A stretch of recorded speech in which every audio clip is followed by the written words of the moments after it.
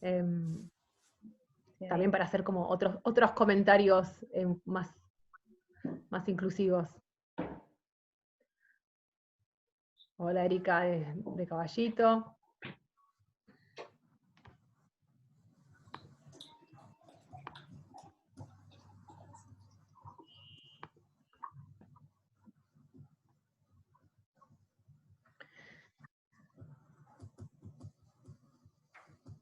Buenísimo, está Ana de UTDIC, bueno, tenemos a Luciana de Escritura Feminista, a Paula, abogada de la Federación de Trabajadores de Prensa, a Carolina que nos saluda desde Salta,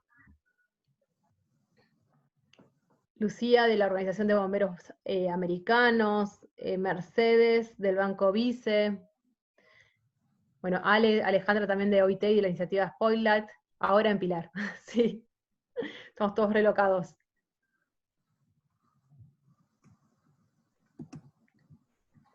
Nicole viene del Ministerio de Desarrollo Productivo. También tenemos del Ministerio de Turismo y Deporte de Nación. Bueno, bien diverso está siendo el grupo de hoy. Esperen que perdí el chat. José Luis, del Gobierno de San Juan. Bueno, perfecto. Matías de la UBA. Hay alguien que creo que dijo ahí por ahí que estaba en España, que era Raquel, que es española, pero vive en Buenos Aires, periodista. Bueno, tenemos una buena diversidad de gente. Mientras seguimos aceptando y esperando, les cuento brevemente. Yo soy Georgina Stico, soy cofundadora y directora de Grow, Género y Trabajo. Grow es una organización que trabaja hace ya 8 años en tratar de transversalizar las temáticas de género en las organizaciones, siempre de 2 dimensiones, de una dimensión más interna que tiene que ver con la gestión de los recursos humanos y todo lo que tenga que ver con diversidad, inclusión y el tema de violencia laboral, y en una dimensión externa que habla de los productos, servicios o políticas que esa institución realiza, ¿no? Entonces tratamos siempre de concientizar a las organizaciones que el impacto que tienen no es solamente al interno, sino también hacia afuera. En ese marco, cuando nos agarra el coronavirus a todos y todas, nos pusimos a pensar de qué manera podemos, bueno, como desparramar más este mensaje en este espacio que tenemos ahora, digamos, más reducido en cuanto a movilidad, y empezamos una serie de webinars,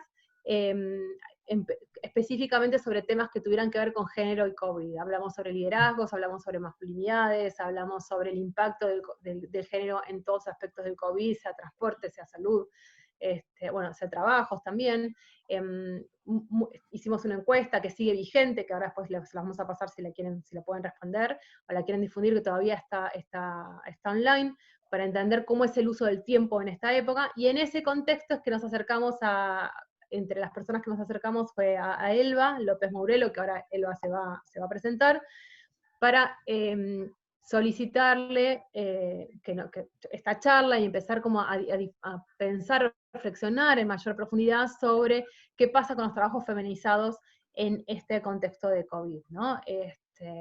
Una de las grandes preocupaciones que tenemos es que en general la temática de género pensábamos todas y todos los que estamos en esta temática, que estaba finalmente en la agenda pública, y nos dimos cuenta que no estaba al nivel que nos imaginamos, ¿no? Como que en general a todas las estrategias, sean de instituciones privadas como por ahí también públicas, les ha faltado esta mirada de género, ¿no? De cómo nos impacta lo que estamos transitando en este contexto a varones y mujeres en particular.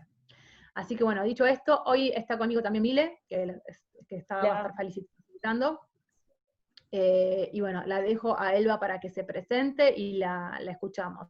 Ustedes pueden ir haciendo preguntas por el chat, nosotras con Mile se las va a pasar a Elba, vamos a ir tratando de hacer como esta charla bastante dinámica. Si bien tenemos más o menos organizados de que Elba durará media hora, más o menos 40 minutos la presentación, y después vamos a tener como ese espacio de preguntas, pero bueno, lo que quieran, vayan poniéndolo en el chat, que después se lo vamos comentando. Elba, te cedemos el espacio y bueno, te súper agradecemos por estar hoy acá. Bueno, gracias a vosotras, a ti, Georgina, a Milena, por la invitación, por la organización. Bueno, buenos días a todas, todos. Para mí es un gusto estar hoy acá. Bueno, yo trabajo como especialista en mercados de trabajo inclusivos en la oficina de la OIT para la Argentina. Llevo 2 años en el país y llevo todo lo que tiene que ver con las actividades de formalización de la economía, todo lo que son las actividades encaminadas a la transición a la economía formal, la inclusión laboral de grupos vulnerables, y además llevo toda la agenda de género, y además, bueno, también me encargo de lo relacionado con condiciones de trabajo. Así que bueno, para mí es un lujo poder estar hoy acá hablando sobre trabajos feminizados y cómo es la estructura sectorial de la Argentina en lo que tiene que ver con la población ocupada femenina, y cómo esta estructura afecta al impacto que la pandemia del COVID-19 se espera que tenga en el mercado de trabajo del país. Así que bueno, les comparto la presentación que haré, que como comentó Georgina, durará como una media hora, y luego abriremos un espacio de preguntas. Entiendo que pueden ver la presentación, ¿verdad? Sí, Elba, se ve bien. Perfecto, sí. Sí. Vale, perfecto. Bueno, antes de comenzar, quería como mencionar lo que podemos definir como una serie de consideraciones iniciales que creo que es importante tener en cuenta a lo largo de la presentación. En primer lugar, bueno, estamos ante una crisis que tiene un fuerte impacto generalizado, que digamos afecta a todos los países, prácticamente todas las dimensiones de mercado de trabajo, pero si bien el impacto es general y global, es un impacto diferenciado, digamos que no afecta por igual a todos los sectores o a todos los grupos, a todos los países, incluso a todas las dimensiones que uno podría considerar cuando se refiere, aunque solo sea exclusivamente a mercado de trabajo, ¿no? Y si, por ejemplo, atendemos a los efectos sectoriales, vemos una situación en la que tenemos una serie de sectores que se han visto fuertemente impactados en términos de empleo, o sea, que han visto reducir su empleo de manera notable, y tenemos otros sectores que, digamos, están al máximo de su capacidad, que se ven, y sus trabajadores se ven en una situación de trabajo y de respuesta, bueno, nunca antes vista. Y ahí estaría claramente el sector de la salud. Y lo que nos encontramos, y por eso también lo que nos lleva a hablar de que existe una diferenciación en cuanto a los grupos más expuestos, es que, bueno, esos sectores para los que el impacto es diferente, también tienen una composición diferente en cuanto a las características de su fuerza de trabajo. Y lo que nos encontramos, por ejemplo, cuando miramos el caso específico de la situación de las mujeres, y luego lo veremos más adelante, están en el caso de Argentina sobre representadas tanto en los sectores que se han visto más impactados en términos de pérdida de empleo, pero también en sectores que se ven como con su capacidad al máximo, ¿no? Que ven y que obligan y que sitúan a los trabajadores y trabajadoras de esos sectores en un rendimiento al máximo. Y las mujeres también están sobre representadas en esos sectores. Hablaremos más de eso durante la presentación. Y una cuestión que creo que es también importante tener en cuenta a lo largo de la presentación es cómo este impacto va a acentuar las desigualdades que ya estaban presentes no solo en el mercado de trabajo de Argentina, sino digamos en la sociedad en general, ¿no? El sábado, en la conferencia de prensa, el presidente de la Nación dijo algo así como: vivimos en un país enormemente desigual, y estoy convencida de que esta crisis nos ha de alguna manera puesto frente a esa realidad de una manera muy, muy notable, ¿no? El desafío ahora pasa, y hablaremos de esto durante la presentación, por cómo pensamos en políticas, en herramientas, en instituciones, en respuestas de alguna manera que hagan que esas desigualdades no se acentúen, o sea, reducir al máximo ese impacto que la crisis está teniendo sobre la posibilidad de aumentar la desigualdad. Y entonces, bueno, ya lo que sería la presentación, lo que me gustaría es comenzar señalando la estructura sectorial del empleo de las mujeres en Argentina. Y aquí le presento dos gráficos. En realidad, el gráfico de la izquierda muestra la distribución de la población ocupada en mujeres, o sea, de las mujeres ocupadas en Argentina, según la rama de actividad, según el sector económico. Y tenemos, lo que observamos es que o sea, la gran mayoría de las mujeres se concentra en sectores como comercio, trabajo doméstico, educación, administración pública y salud. Digamos que estos son los principales sectores, y estos sectores de manera conjunta engloban casi al 70% de la población ocupada femenina en Argentina. Y al mismo tiempo, y esto sería el gráfico que muestra a la derecha, el gráfico de la derecha, es lo que observamos es que esos sectores en los que se concentra la mayoría de la población ocupada femenina son sectores fuertemente feminizados, o sea, son sectores en los que el porcentaje de la fuerza de trabajo son mayoritariamente mujeres, y en porcentajes muy elevados. Estamos hablando de que, a excepción del comercio y de la administración pública, donde son mayoría varones, en el resto de sectores más de un 70% son mujeres. Bueno, en el caso de trabajo doméstico ya estaríamos hablando prácticamente de la totalidad del sector. Entonces, ¿sí? Bueno, este panorama que nos muestra de alguna manera una fotografía de la distribución poblacional, de la distribución de la población ocupada femenina en Argentina, lo que nos está contando es bueno, que es una distribución muy poco diversificada, con una concentración muy fuerte en unos sectores que además son fuertemente feminizados. Y esto nos habla de que existe una exclusión de las mujeres de ciertos sectores económicos, particularmente los más dinámicos, que afecta al goce efectivo de sus derechos y de sus autonomías. Y además también, de alguna manera, reduce las posibilidades de crecimiento del país. Existe mucha evidencia sobre cómo espacios de trabajo diversificados contribuyen a un aumento de la productividad, de los resultados de las empresas y por lo tanto del crecimiento, y a su vez también una mayor diversificación reduciría el riesgo, el impacto, de que el impacto de una crisis, por ejemplo, como la actual, se concentre en ciertos grupos específicos y en este caso que tenga un impacto mayor sobre las mujeres. Y esto lo vemos, por ejemplo, a la hora de analizar, como muestra este gráfico, la distribución del empleo por sectores cuando se atiende al grado de vulnerabilidad de cada sector ante la crisis de la pandemia del COVID, ¿no? Aquí lo que hicimos desde OCDE fue clasificar la totalidad del empleo en Argentina por sector, y lo que atendimos es a qué vulnerable era el sector a la actual crisis del COVID. Y entonces clasificamos los sectores según alto, medio, medio bajo o bajo impacto. Entonces, bueno, tenemos los sectores en los que observamos que el impacto de la crisis puede ser mayor. En términos, aquí estamos valorando en términos de pérdida de empleo, nos encontramos sectores como el comercio, trabajo doméstico, industria manufacturera, actividades inmobiliarias, y luego estaría en el otro lado de la distribución aquellos sectores en los que el impacto es menor en términos de empleo, como sería el caso de la salud, el sector de la salud, de la administración pública o de la enseñanza. Cuando lo que observamos es,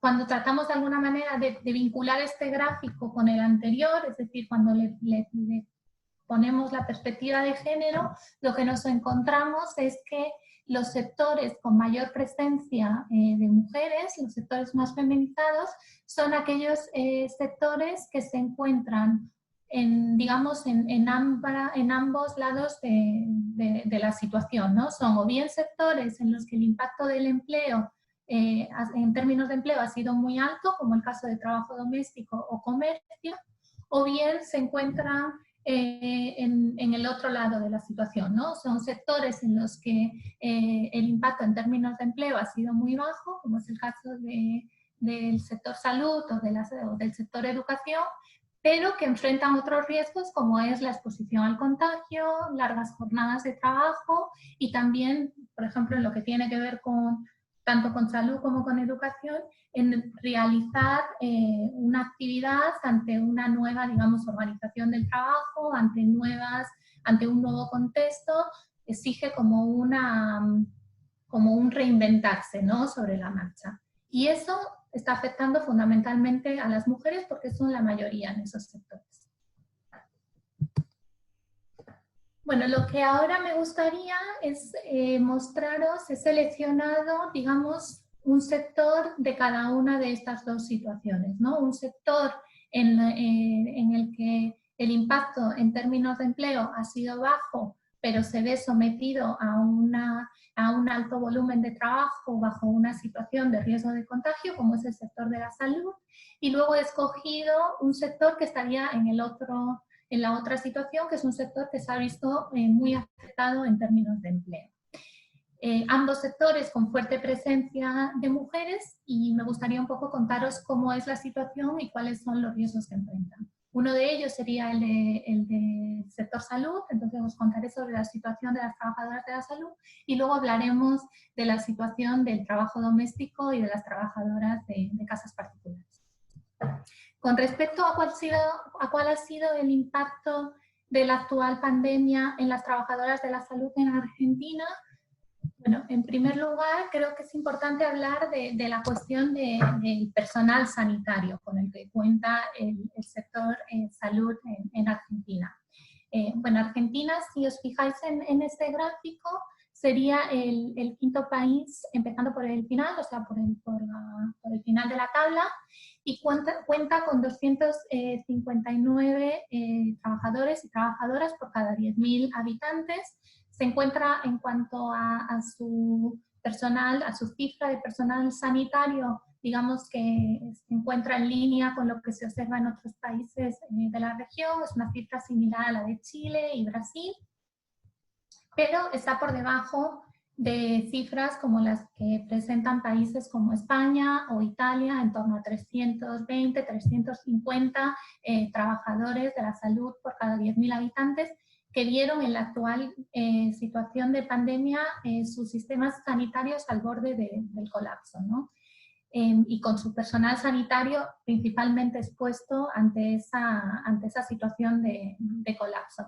Si tenemos en cuenta que en Argentina son 760.000 trabajadoras de la salud, que representan en torno al 10% del empleo femenino en Argentina, y que son el 70% del total de la fuerza de trabajo del sector, cualquier situación de colapso, de riesgo del sector sanitario, a quien va a afectar fundamentalmente es a las trabajadoras de ese sector porque son mayoría. Y además, en cuanto a su composición, que luego también hablaremos sobre ello, la composición dentro del sector sanitario también es bastante heterogénea y lo que nos observamos es una concentración de las mujeres en aquellas profesiones que están más vinculadas todavía a la primera respuesta, ¿no?, ante la pandemia, como es el caso de las enfermeras, las auxiliares de enfermería, las obstetras o parteras, bueno, todas esas profesiones que están ahí sí en primera línea de respuesta,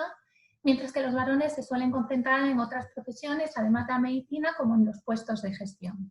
Entonces, bueno, cualquier amenaza al sistema sanitario va a repercutir en mayor medida sobre las trabajadoras del sector.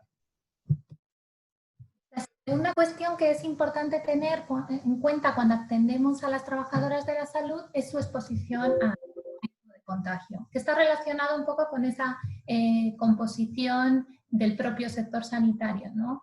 En este gráfico se muestran los resultados de una encuesta, de la encuesta EFET sobre condiciones de trabajo, seguridad y salud que realizó el año pasado la Superintendencia de Riesgos del Trabajo junto al Ministerio de Trabajo. Y en esta encuesta se incluían, bueno, una serie de preguntas sobre riesgos en el trabajo y una de ellas era, se preguntaba a los trabajadores si en su trabajo habitual se manipulaba o se estaba en contacto con materiales o personas que puedan estar infectadas. Y lo que observamos es que aquí existe una diferencia importante entre las mujeres y los varones trabajadores de la salud, ¿no? En el caso de las mujeres, el 55% contestó que al menos algunas veces, y este porcentaje disminuye al 47% en el caso de los varones. Esto, digamos, es en una situación normal, es en una situación de no pandemia, digamos, refleja lo que es un contexto más común o estructural, y aún así, en este caso, lo que observamos es eso, que las mujeres del sector están más expuestas al contacto con materiales o personas que puedan estar infectadas. Si esto lo llevamos al actual contexto de crisis, todo nos hace pensar que son ellas las que estarán más expuestas ante un posible riesgo de contagio, algo que es importante tener en cuenta cuando se piensen también las acciones hacia el sector. Otra cuestión que es importante a la hora de valorar la situación del sector salud en el caso de la actual pandemia es todo lo que tiene que ver con las jornadas de trabajo y el mayor volumen de trabajo y cómo se gestiona el tratar de dar respuesta a esta situación de pandemia con el derecho al descanso y a unas jornadas de trabajo decente, ¿no? Esto, bueno, luego lo veremos en la parte en la que hablaremos un poco más de cuáles pueden ser las acciones de política, pero es importante tener en cuenta que en situaciones incluso de normalidad, las trabajadoras y trabajadores de la salud tienen una mayor probabilidad de realizar horas extra. Este gráfico muestra que en el caso de las trabajadoras de la salud, un 40,6% realiza normalmente horas extra, y este porcentaje disminuye al 30% en el caso de los varones, y aquí vuelve a contarnos un poco sobre cómo es la estructura ocupacional y profesional del sector de la salud, ¿no? Que al final también esa heterogeneidad, esa mayor presencia de las mujeres en ciertas profesiones de mayor exigencia, de mayor respuesta inmediata, también hace que que tengan que realizar un mayor número de horas extra que sus colegas varones. Y el porcentaje en cualquiera de los dos casos es significativamente superior al que se puede ver en el caso del resto de trabajadoras, ¿no? Además, este gráfico nos muestra qué porcentaje de esas horas son remuneradas. Y en el caso de las trabajadoras de la salud, un 24% de esas horas extra no son remuneradas. En el caso de los varones, el porcentaje es un poco mayor, un 30%, pero no compensa la diferencia que existe en las horas realizadas entre mujeres y varones. Y una cuestión que también es importante tener en cuenta es todo lo referente a en la carga de cuidado, ¿no? La situación que tenemos en el caso cuando una mira concretamente al sector salud es que hay una fuerza de trabajo, como decíamos, fundamentalmente integrada por mujeres, que en una gran mayoría son jefas de hogar, y esto es lo que refleja el gráfico de la izquierda. El porcentaje de trabajadoras de la salud que son jefas de hogar, que tienen un hogar a su cargo, es el 48%. En el caso del resto de trabajadoras, este porcentaje es del 41%. Entonces, bueno, digamos que las trabajadoras de la salud tienen una mayor probabilidad de tener un hogar a su cargo, en la mayoría de los casos con presencia de menores, de niñas y niños.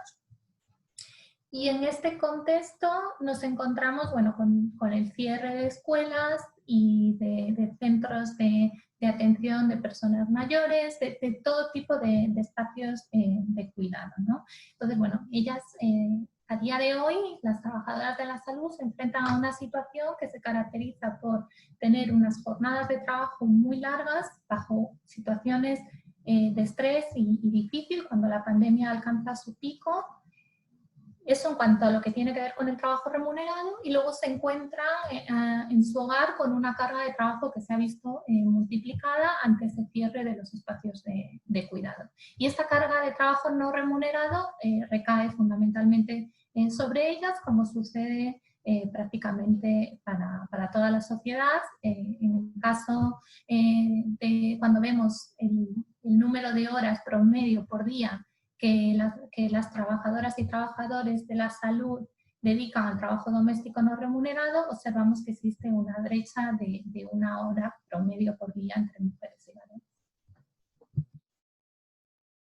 Y la última cuestión que también es importante tener en cuenta a la hora de valorar la situación de las trabajadoras de la salud es lo que tiene que ver con la discriminación y el aumento de la violencia.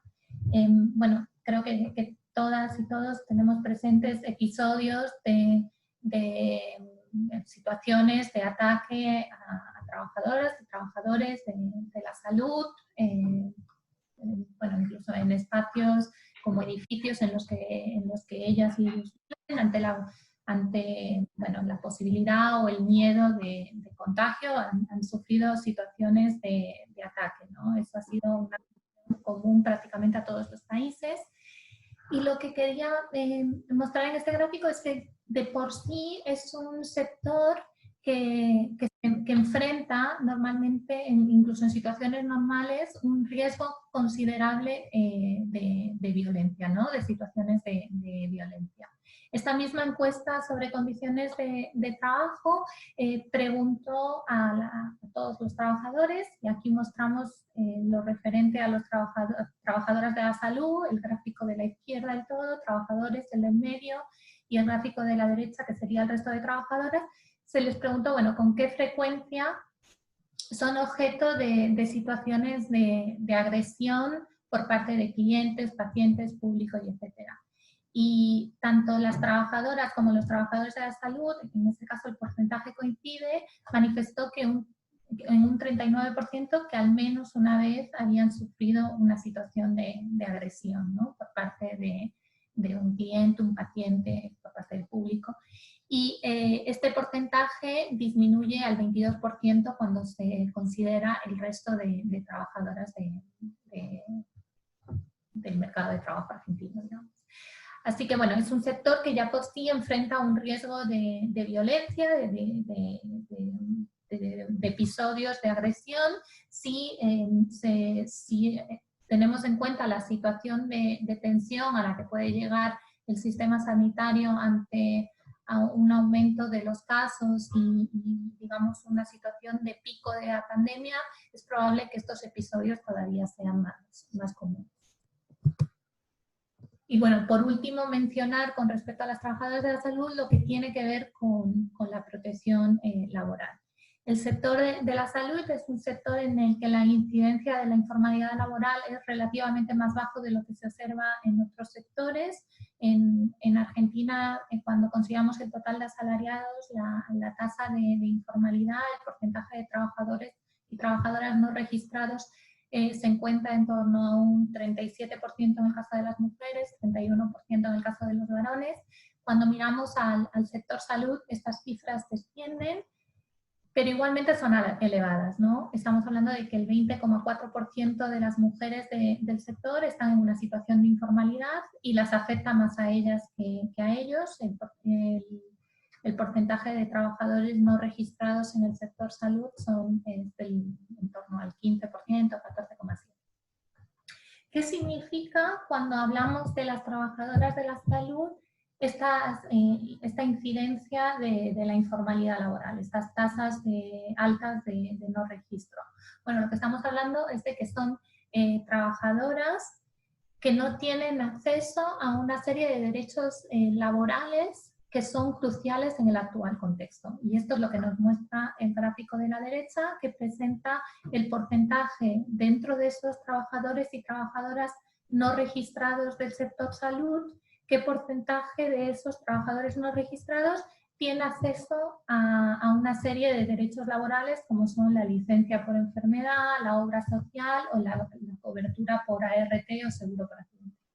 Y en este caso, incluso atendiendo a lo que son solamente los trabajadores y trabajadoras de la salud no registrados, o sea, en una situación de informalidad, incluso entre ese grupo de trabajadores, ellas tienen un menor acceso a ese tipo de derechos. Entonces, bueno, si tenemos en cuenta que la informalidad es mayor entre ellas y que dentro de las que son informales, ellas todavía tienen menor acceso que ellos a ciertos derechos laborales, bueno, se acentúan y se multiplican unas brechas de género que son muy notables en lo que es el sector salud. El acceso a estos derechos es crucial en el actual contexto porque estamos hablando de que, como mencionábamos antes, por todas las demás razones, enfrentan riesgos importantes de contagio y el hecho de que no tengan acceso a mecanismos de protección como es la licencia por enfermedad o la cobertura por enfermedad profesional impide que tengan un ingreso, una protección, una cobertura durante el periodo que no puedan realizar la actividad en caso, por ejemplo, de contagio. Bueno, en lo que tiene que ver con la situación de las trabajadoras de la salud, me gustaría recoger como una serie de acciones que desde OIT nos parece que sería importante considerar, ¿no?, a la hora de acercarse a una posible solución a la situación del sector. En primer lugar, es importante garantizar la seguridad y la salud de las trabajadoras de la salud.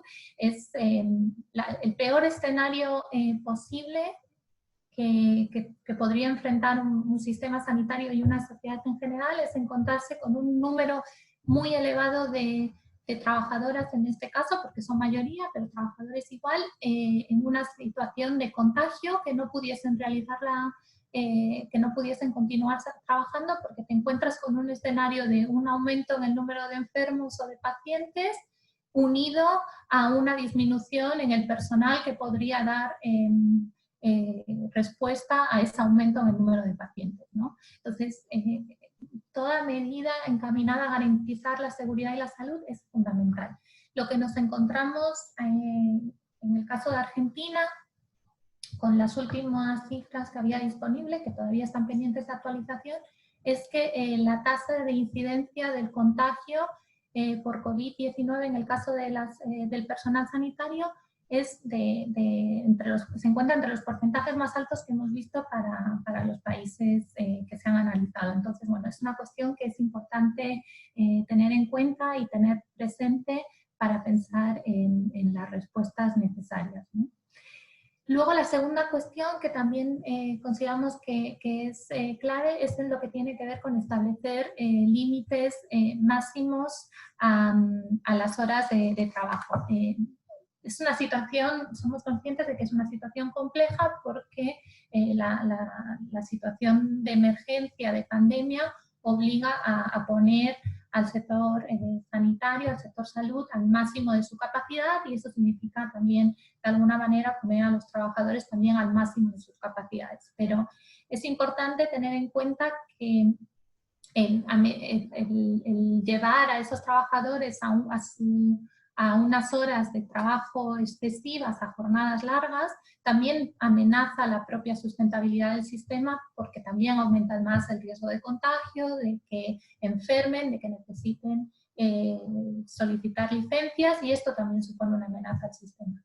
La OIT dispone de guías para fijar modalidades de tiempo de trabajo en los servicios públicos de emergencia durante periodos de crisis y de emergencias como el actual, y es importante tener en cuenta esas recomendaciones, ¿no? Luego está también todas las acciones destinadas a recompensar el trabajo realizado como respuesta a la crisis por los trabajadores de la salud, que además de ser justo, ¿no?, nosotros como sociedad el poder recompensar ese trabajo, también permite visibilizar el trabajo realizado. Aquí, bueno, el gobierno de Argentina estableció un bono de 30.000 pesos en 3 cuotas a los trabajadores de la salud, y también hay experiencias en otros países. Por ejemplo, Francia anunció un pago excepcional de 1.500 euros al personal sanitario. Luego, una cuestión que es importante y que tiene que ver concretamente con la situación de las trabajadoras del sector es todo lo que tiene que ver con una política regulatoria coherente. Actualmente en la ciudad autónoma de Buenos Aires, la ley más reciente o que lista las profesiones de la salud es una ley del 2018 y excluye a las enfermeras de esta lista de profesionales de la salud. Entonces, bueno, en la ciudad de Buenos Aires las enfermeras están reguladas por la ley de personal administrativo. Es una situación, bueno, fundamentalmente incoherente en términos de regulación y que además genera una brecha importante por género también en el sector, si tenemos en cuenta que las mujeres trabajadoras de la salud se concentran fuertemente en la profesión de enfermería, mientras que los varones están en otras profesiones que sí están reguladas por esta ley del sector salud, que además introduce una serie de mejoras y consideraciones con respecto a las características del sector, que es importante que tenga en cuenta al conjunto del sector, y las enfermeras son una parte muy importante. Luego está todo lo vinculado a proteger a quienes tienen contratos atípicos. En Argentina todavía no ha sido tan notable, pero bueno, en muchos otros países sí se ha observado que en el actual contexto de pandemia se contrató, bueno, de alguna manera empezaron a trabajar dentro del sector, ya sean estudiantes de distintas profesiones vinculadas a la salud, trabajadores retirados, bueno, hubo una serie de contratación, voluntarios, para poder asistir a un sistema que estaba en una situación de límite, ¿no? Si bien esta incorporación de más recursos a la fuerza de trabajo es importante en estos momentos de emergencia, es importante también atender a bajo qué condiciones trabajan estas personas en contratos atípicos. Y además, en este caso, es importante reforzar todo lo que tiene que ver con la seguridad y la salud, porque se trata de trabajadores que no están tan familiarizados con las cuestiones de emergencia como los sectores que forman parte de las plantillas regulares. Y luego está todo el tema del acceso a servicios de cuidado. Como mencionábamos antes, en el caso de las trabajadoras, se encuentran con la situación de ver aumentada su carga de trabajo y a la vez tienen que hacer frente a todo lo que tiene que ver con sus responsabilidades de cuidado no remunerado, ¿no? Y en este caso se encuentran en la situación de servicios y espacios de cuidado cerrados. Es importante atender a esta dimensión, en pensar acciones y medidas que permitan a las mujeres, a las trabajadoras de la salud y a las trabajadoras esenciales en general, las que se ven a día de hoy con la obligación de ir a trabajar, en cómo se resuelve la cuestión del cuidado. Hay algunas experiencias internacionales. En el caso de Finlandia, por ejemplo, hubo una cuarentena muy estricta en la que se cerró prácticamente todas las actividades, menos las esenciales, y sin embargo los espacios de cuidado quedaron abiertos para que pudiesen proporcionar servicios de cuidado a esos trabajadores esenciales, ¿no? Lo mismo sucedió en Alemania, en Austria, en Francia. En el caso de Italia incluso se estableció un voucher de unos 1.000 euros para las familias de trabajadoras esenciales que pudiesen hacer frente a los servicios de cuidado. Luego está todo lo relacionado con transversalizar la perspectiva de género. Esto es fundamental, que en las respuestas a las distintas situaciones de crisis y en lo que tiene que ver concretamente con la situación del personal sanitario haya una perspectiva de género que integre todas las respuestas. Desde ONU Mujeres, por ejemplo, han apoyado un proyecto de ley que establece que los comités de crisis sean paritarios, que estén formados de igual manera por varones y mujeres, y es importante que ellas estén presentes en esas mesas de soluciones a la actual situación de crisis. Y relacionado con eso está todo lo que tiene que ver con el fortalecimiento de las organizaciones de trabajadoras, de trabajadoras de la salud en este caso, y el fomento del diálogo social. O sea, a medida que es importante que ellas estén en esos espacios de diálogo social, que sus intereses, sus perspectivas, sus voces estén presentes, porque es la única manera de que las soluciones y las medidas de respuesta tengan en cuenta esa perspectiva de género. Y ahora lo que me gustaría es moverme a lo que tiene que ver con un sector que, como mencionaba antes, está en la otra situación, en el que ha visto parada completamente, prácticamente en su totalidad la actividad, que es el caso de las trabajadoras de casas particulares, que además es un sector que cuenta con una fuerza de trabajo muy importante en la Argentina. Estamos hablando de casi 1.300.000 trabajadoras. El 16% de las mujeres ocupadas en Argentina trabaja en el sector de trabajo doméstico y el 75%, incluso más, está en una situación de informalidad, con todo lo que eso significa ante el actual paro o ante la actual parada de la actividad. En este caso, lo que nos encontramos cuando analizamos la situación de este sector es el primer riesgo o impacto, es el que tiene que ver con la pérdida de empleo sin apoyo a los ingresos, ¿no? En un estudio reciente que hizo la Universidad de Lanús sobre a las trabajadoras domésticas, a las trabajadoras de casas particulares, afirmaba que el 33%, solo el 33% seguía recibiendo su salario en la actual situación de crisis. El 11% continúa yendo a trabajar. Hay que tener en cuenta que una parte de las trabajadoras domésticas son las que están en la categoría 4, que son las que realizan actividades de cuidado y atención a personas, y esa actividad fue declarada esencial. Así que bueno, ahí hay un porcentaje de trabajadoras que continúan yendo a trabajar.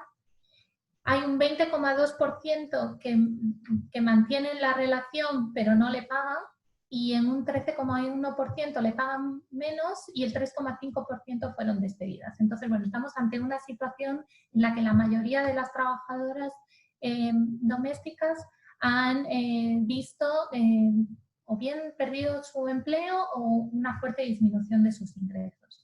Y esto es especialmente grave si tenemos en cuenta que se trata de un sector que recibe una remuneración muy baja en términos relativos, ¿no? En este gráfico se muestra la distribución de las trabajadoras domésticas, que es la barra roja, y del resto de asalariados, en lo que tiene que ver con los distintos percentiles de ingresos. Y la mayoría de las trabajadoras domésticas se concentran en la parte baja de la distribución, o sea, tienen salarios que están por debajo del percentil 25, por lo tanto están es una de las profesiones que recibe una menor remuneración. Una pérdida de empleo sin apoyo a los ingresos significa que no cuentan, que es una pérdida de empleo en un sector que no cuenta con recursos o con un, digamos, ahorro o colchón que permita afrontar un periodo de 4 o 5 meses sin ningún tipo de ingresos. Estamos pensando incluso en esos casos en los que se mantiene la relación laboral y no reciben ningún tipo de remuneración. Y además hay que tener en cuenta que incluso en aquellos casos en los que los empleadores sí mantuvieron la relación laboral y la remuneración, se han reportado casos importantes en los que había muchas dificultades para poder hacer llegar el dinero a estas trabajadoras.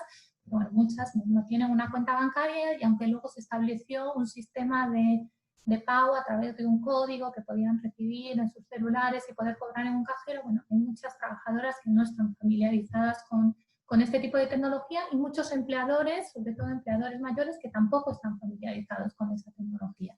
Así que bueno, es importante tener en cuenta el volumen de trabajadoras que a día de hoy se encuentran en una situación de gran vulnerabilidad. Elba, perdóname, solamente para chequear, me parece que vos ya lo dijiste, sí, pero justamente una de las personas pregunta si los datos que estamos mostrando ahora son todos de Argentina, ¿no? Sí, todos de Argentina. Todos de Argentina. Sí. Listo. Sí. Después al final te hacemos otras preguntas, pero esta me parece importante para la persona que tenía la duda. Y para contextualizarlo, sí. Sí. Y todo lo que se habló sobre trabajadoras de la salud también era para Argentina. En realidad todos los datos que se han presentado hasta el momento corresponden a Argentina. Y bueno, y también comentar, y aprovecho y comento que podrán estar, la presentación se puede compartir, o sea, quien esté interesado o interesada en tener esta información, se la podemos hacer llegar, y si hay alguna información adicional que deseen saber, también lo podemos hablar y vemos de conseguirla. Bueno, lo que además quería mencionar es esta falta de protección laboral que enfrentan las trabajadoras. El 77% de las trabajadoras de casas particulares están en una situación de informalidad, y al igual que observábamos en el caso de las trabajadoras de la salud, esto significa que no tienen acceso a una serie de derechos que también son cruciales en este contexto. Además, también existe un porcentaje mucho menor que en el caso, claro, de las trabajadoras de la salud, que en su totalidad ha sido declarada una actividad esencial, pero en el caso de las trabajadoras de casas particulares también hay un porcentaje de trabajadoras que sigue trabajando, como veíamos, en torno al 11%, y son trabajadoras que están realizando una actividad que supone un riesgo, como es el de cuidado y atención de personas en el actual contexto de pandemia, y muchas de ellas en una situación de no registro que les impediría acceder a esos mecanismos de protección que son cruciales en el actual contexto. Además, las trabajadoras están expuestas al riesgo de contagio por una serie de características de cómo desarrollan su actividad y también de características sociodemográficas, ¿no? Como hablábamos a día de hoy en torno en lo que es Ciudad de Buenos Aires, bueno, la actividad todavía está cerrada, menos esa categoría que continúa trabajando, la de atención y cuidado de personas, pero bueno, en muchas otras provincias del territorio de Argentina, ya las trabajadoras domésticas, las trabajadoras de casas particulares ya están trabajando, y bueno, en algún momento también la actividad se abrirá en Buenos Aires, y es importante tener en cuenta, en primer lugar, que es lo que muestra el gráfico de la izquierda, es que se trata de trabajadoras que realizan una importante un trayecto largo en lo que tiene que ver con su traslado de su hogar, de su casa al trabajo. En el caso de las trabajadoras domésticas, observamos que el 13,8% le toma más de 60 minutos el trasladarse, en un mayor porcentaje que el resto de trabajadores. Utiliza transporte público, el 44% de las trabajadoras del país, de las trabajadoras de casas particulares, utilizan el transporte público, y un 28,4% afirma que viajan en malas condiciones. Bueno, lo que sabemos de la realidad en lo que tiene, esto es para la totalidad del territorio del país, pero bueno, si uno lo lleva a la realidad de Buenos Aires, de provincia, de ciudad, de conurbano, es que nos encontramos con mujeres que tienen que realizar esos largos traslados, largos trayectos desde su casa al trabajo en transporte público, con la exposición que eso significa al riesgo de contagio, ¿no? Y esto es una cuestión importante a tener en cuenta a la hora de establecer cualquier tipo de decisión sobre la apertura del sector o los protocolos que se establezcan con respecto a la vuelta al trabajo, ¿no?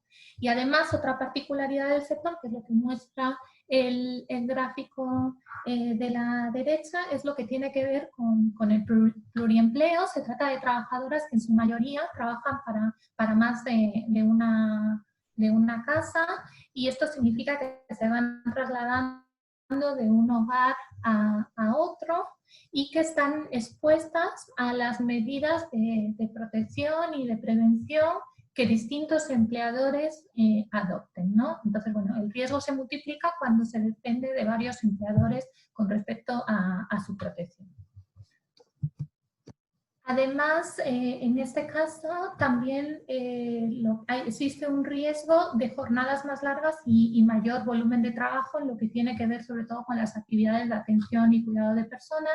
Si tenemos en cuenta que se han cerrado los espacios de cuidado y sin necesariamente haber establecido otras medidas o acciones que resuelvan ese problema de cuidado que enfrentan las familias a día de hoy, bueno, es muy probable que mucha de esa responsabilidad del cuidado recaiga sobre trabajadoras de casas particulares, ¿no? Ante la imposibilidad de llevar a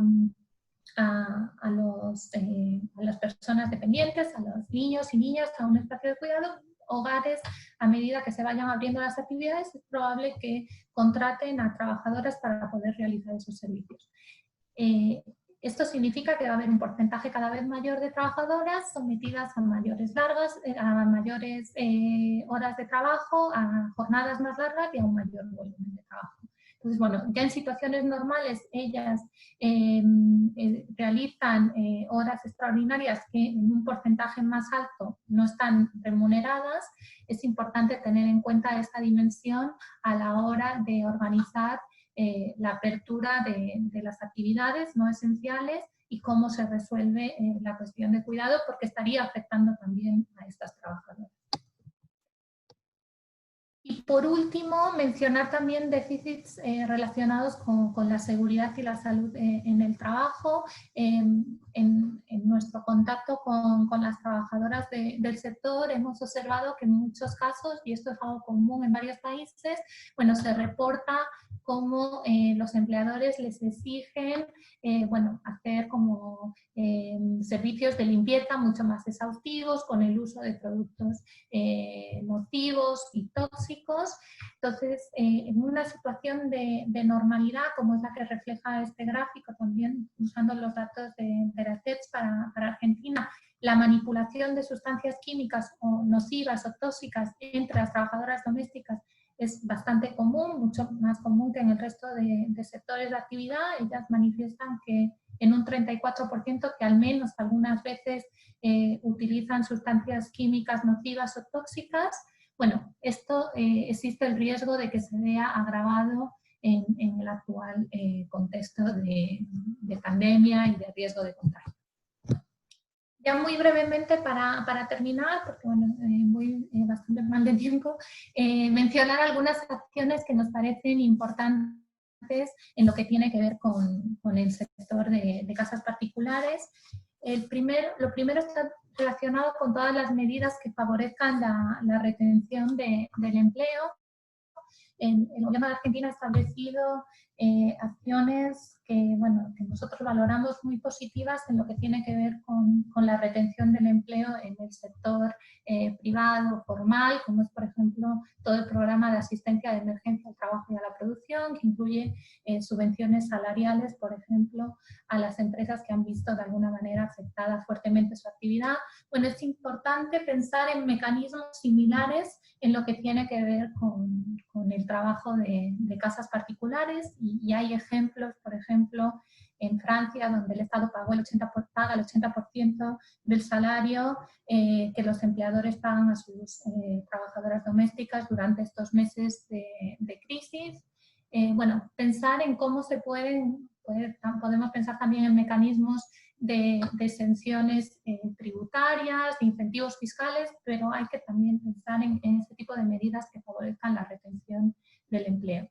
Luego está todo lo que tiene que ver con extender el acceso a derechos laborales, más allá de la importancia de la formalización, sobre la que hablaremos luego. Incluso en aquellos casos en los que las trabajadoras están formalizadas, no tienen acceso a derechos o mecanismos de protección, como puede ser, por ejemplo, el seguro por desempleo, que significa que no contarían con una serie de ingresos en el caso de que vieran frenada su actividad. Luego está todo el tema de las medidas necesarias para garantizar la salud y la seguridad, el establecer protocolos claros tanto para las trabajadoras como para los empleadores. En este caso tenemos que entender la vulnerabilidad, ¿no?, de la situación. Estamos hablando de que los empleadores son al final hogares que tienen también una serie de limitaciones a la hora de establecer todas las medidas de prevención necesarias ante el actual riesgo vinculado a la pandemia del COVID. Y en este caso es por eso que es importante también el apoyo del Estado, de la Superintendencia de Riesgos de Trabajo, para acompañar a empleadores y trabajadoras en lo que tiene que ver con el establecimiento de estos protocolos. Luego está todo el tema de garantizar la cobertura de las medidas de protección social. El IFE, el ingreso familiar de emergencia, fue una medida muy bien recibida también en el sector porque incluyó a las trabajadoras de casas particulares, tanto formales como informales, y es importante analizar lo que es la verdadera cobertura de este tipo de medidas y entender, bueno, cuáles son las brechas que luego se encuentran en la implementación, ¿no? Este mismo estudio que hizo la Universidad de Lanús, que mencionaba antes, habla de que el 55,7% de las trabajadoras de casas particulares cobró el IFE, o sea, hay un porcentaje muy alto de trabajadoras que no cobró el IFE y el 15% manifiesta que no sabe cómo tramitarlo. Entonces, bueno, ahí también hay todo el trabajo de poder llegar a todos estos grupos que son muy vulnerables y que enfrentan una serie de brechas también en lo que tiene que ver con el acceso a cuestiones administrativas, de procedimientos que tienen luego un impacto en la implementación de estas medidas.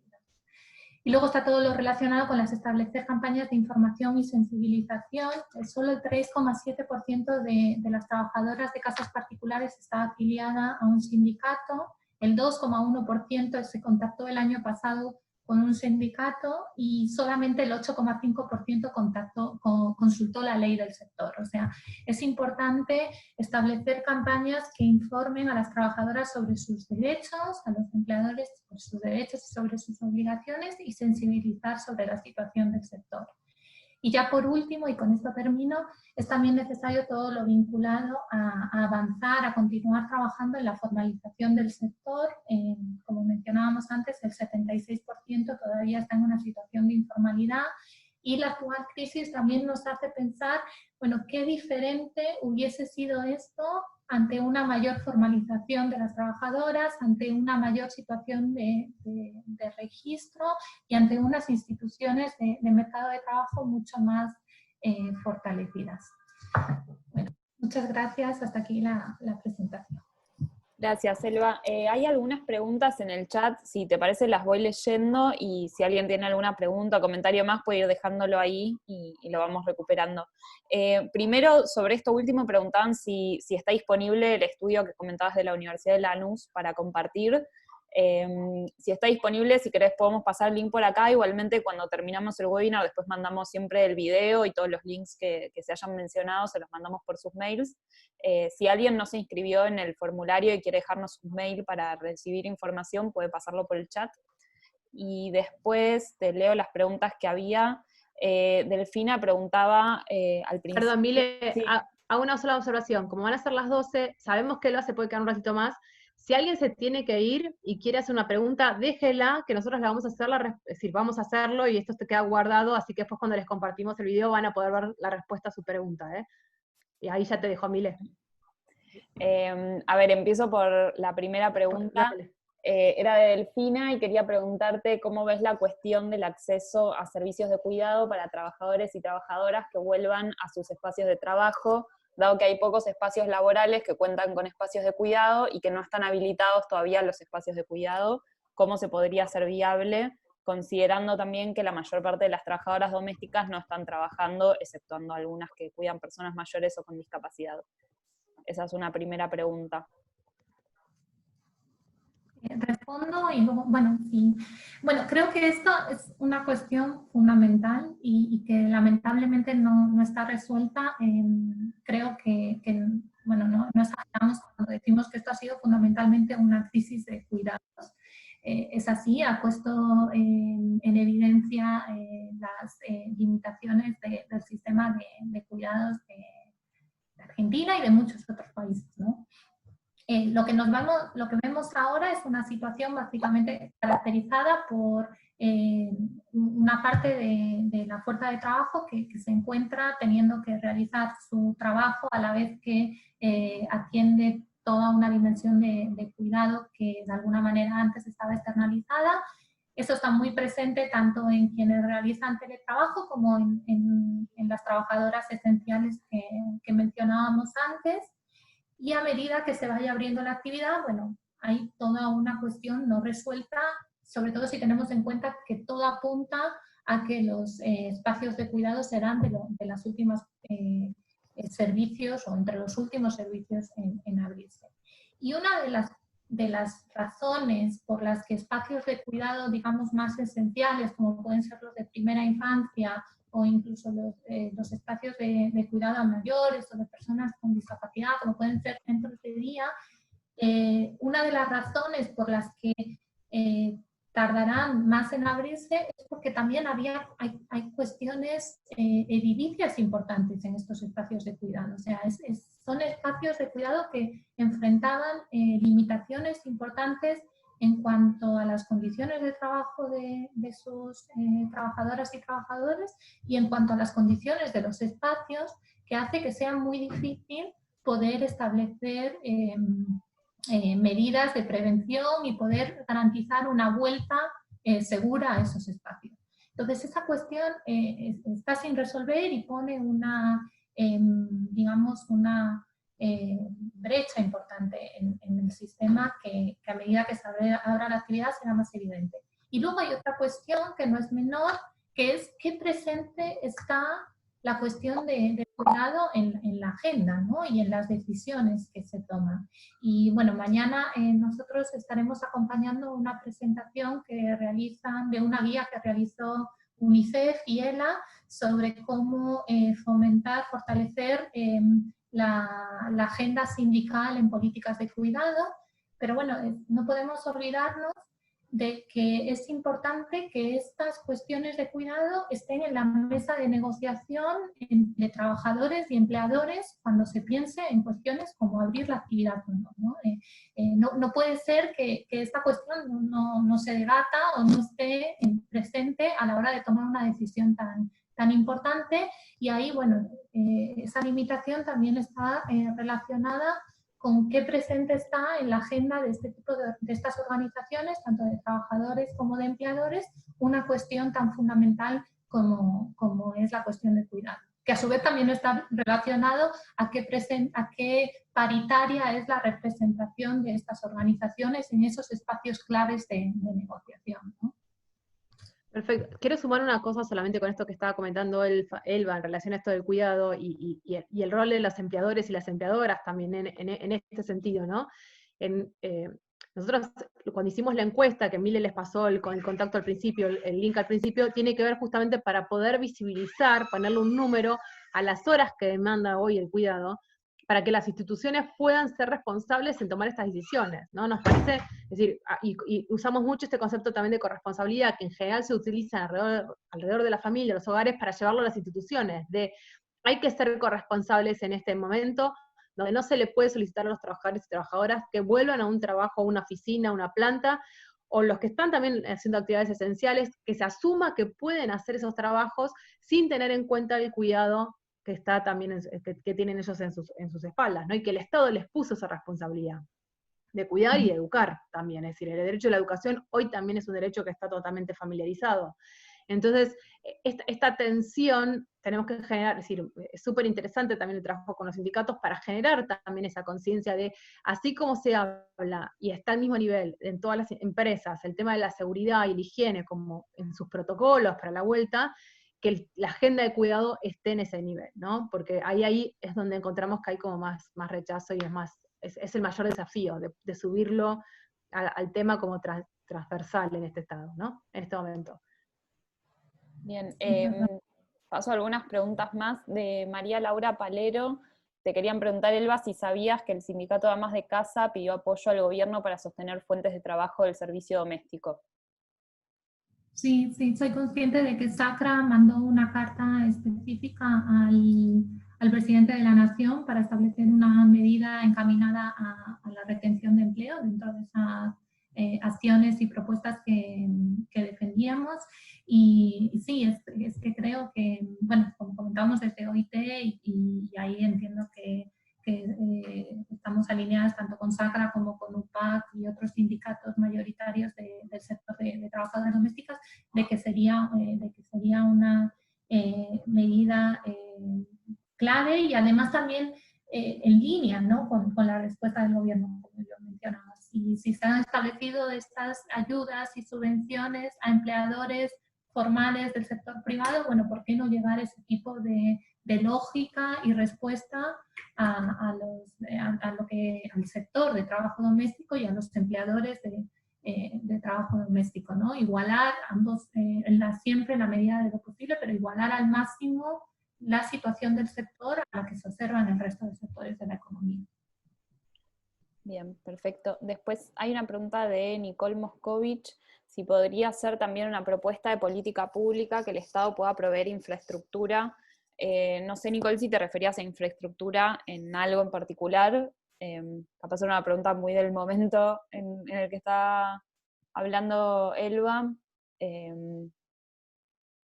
Bueno, no sé si Nicole quiere aclarar. Mientras, en relación a las tareas de cuidado. Ok. Es clave. Bueno, lo mencionaba un poco antes en la respuesta a la anterior pregunta. Una de las razones por las que, bueno, cuando comparamos, por ejemplo, con países que han mantenido los espacios de cuidado abiertos, aunque sea con servicios más mínimos, pero bueno, son también países que tenían una infraestructura de cuidado en cuanto a los espacios de cuidado, a las estructuras edilicias, digamos, que permitían poder establecer protocolos y poder de alguna manera continuar con esos servicios sin que supusiese un riesgo ni para los niños o personas que atienden esos espacios ni para las familias que hacen uso de esos espacios. Pero la realidad que nos encontramos con los servicios de cuidado en muchos casos en el país es completamente diferente. Entonces, bueno, ahí hay también todo un ejercicio de pensar y ahí viene un poco la respuesta más de mediano y largo plazo, según estamos ahora pensando también, bueno, cómo pensamos el desarrollo del país una vez pasada esta situación de emergencia más inmediata, por qué sectores apostar, por dónde va a ir la obra pública y la inversión. Bueno, consideremos también a la infraestructura de cuidado en todos esos ejercicios, ¿no? Es importante rehabilitar el turismo, es importante pensar en la inversión en sectores como eso vinculado al turismo, la economía verde, todo eso es así, pero bueno, hay también toda esta dimensión de cuidado que quizás no se le está prestando atención y que permitiría que todo este contexto hubiese sido mucho más fácil para las familias, ¿no?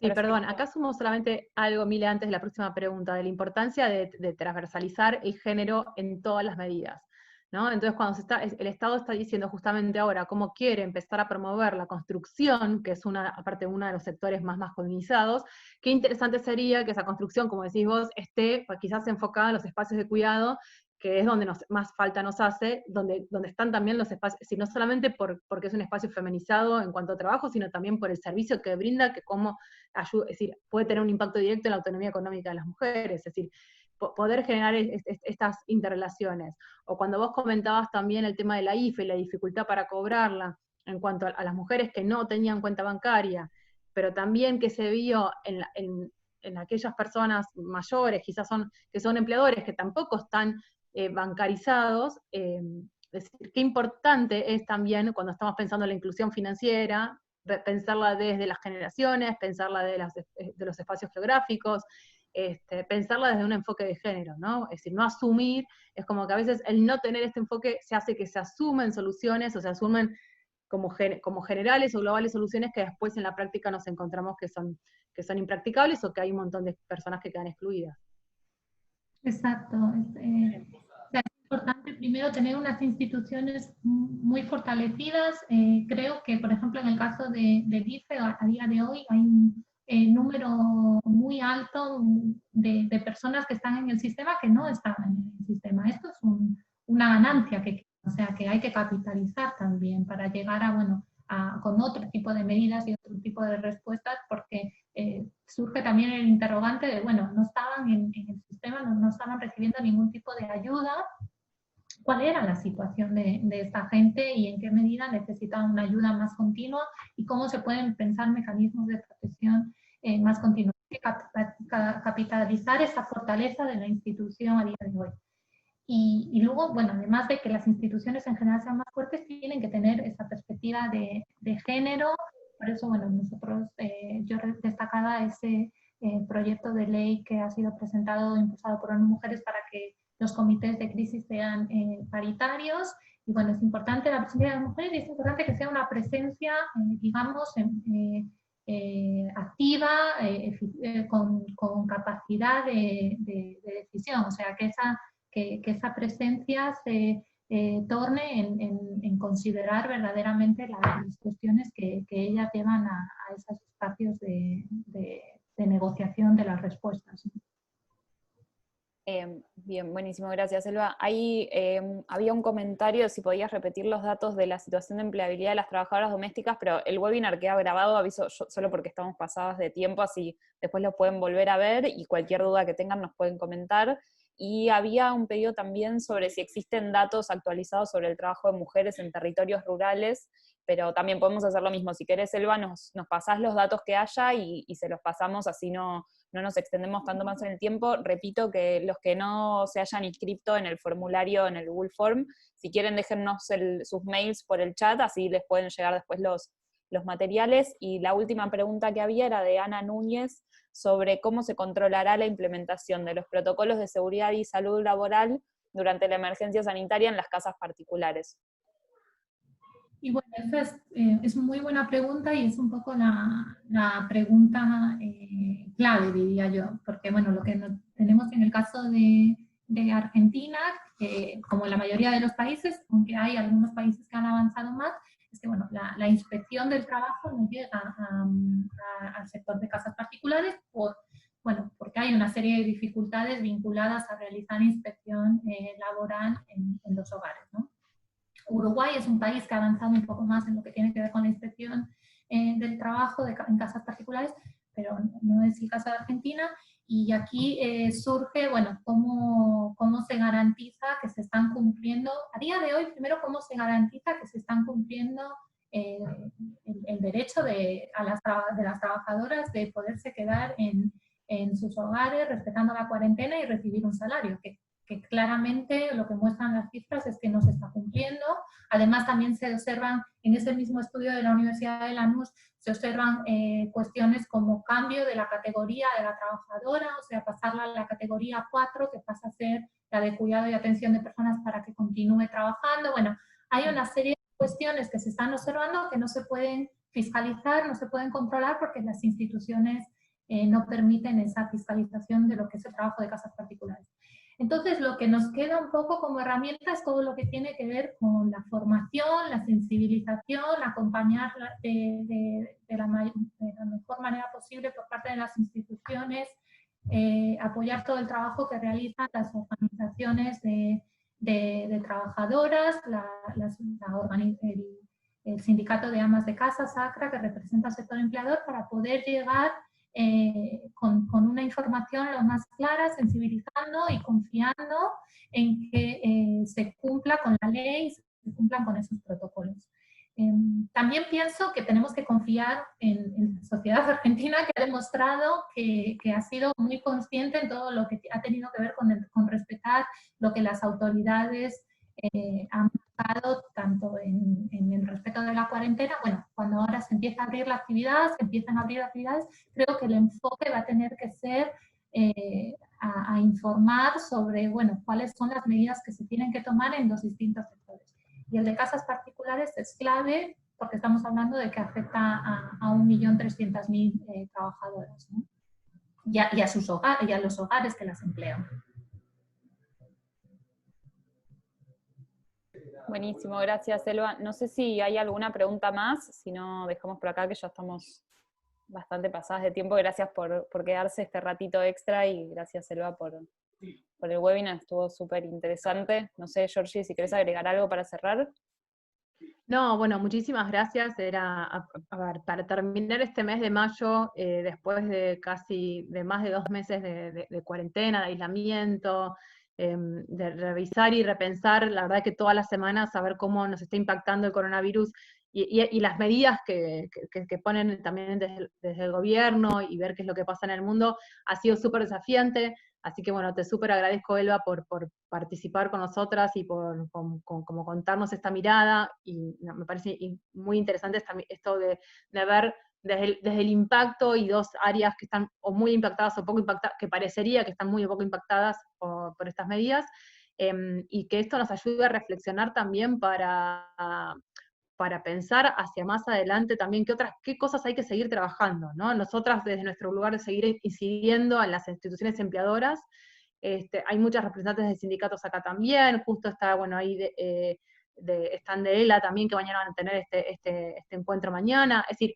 poder desde donde podamos todos en nuestros lugares también seguir incidiendo para que la agenda de cuidado esté presente, esté en el lugar donde tenga que estar, que se nombre, ¿no? Que creo que es lo que más nos desespera en este momento, porque es como, nada, pareciera que alguien se hace responsable del cuidado de los niños y las niñas, y de las personas mayores, y las personas con discapacidad que necesitan de este apoyo, y no tienen nombre, ¿no? Y estas personas no tienen nombre. Entonces me parece que es interesante aprovechar este momento para esta agenda que tanto tiempo y tanta lucha ha llevado para llevarla, y que se priorice en este contexto, logremos que se visibilice.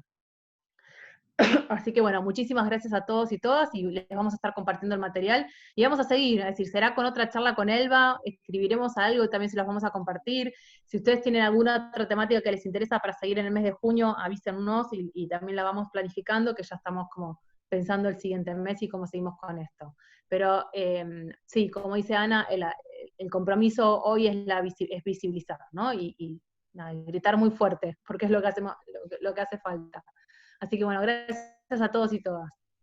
Gracias a ustedes. Chicas. Gracias, Georgie. Gracias, Marines. Excelente, chicas.